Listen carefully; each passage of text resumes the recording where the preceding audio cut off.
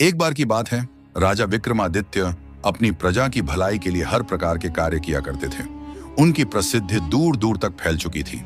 एक दिन जब वह जंगल में घूम रहे थे तो उन्होंने एक पेड़ से बेताल को लटका देखा।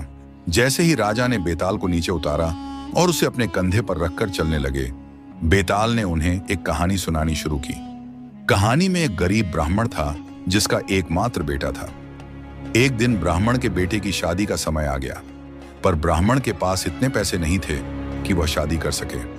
परेशान होकर उसने भगवान से प्रार्थना की और तय किया कि वह एक विशेष पूजा करेगा जिसमें बहुत बड़ा बलिदान देना होगा।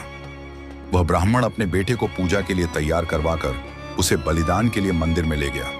जब पूजा का समय आया और ब्राह्मण ने अपना खंजर उठाया तो उसका बेटा जोर जोर से हंसने लगा। यह देखकर वहां उपस्थित सभी लोग हैरान रह गए। ब्राह्मण ने बेटे से पूछा, तू हंस क्यों रहा है? इस पर बेताल ने राजा विक्रमादित्य से पूछा, हे राजन, बताओ कि वह बालक क्यों हंसा?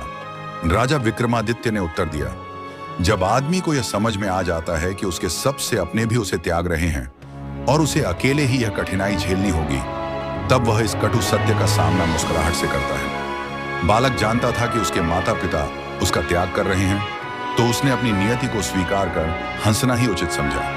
राजा का यह उत्तर सुनकर बेताल फिर से अंतर्ध्यान हो गया और पेड़ पर जाकर लटक गया। ऐसे ही रोचक कहानियों के लिए हमारे चैनल को सब्सक्राइब करें। धन्यवाद।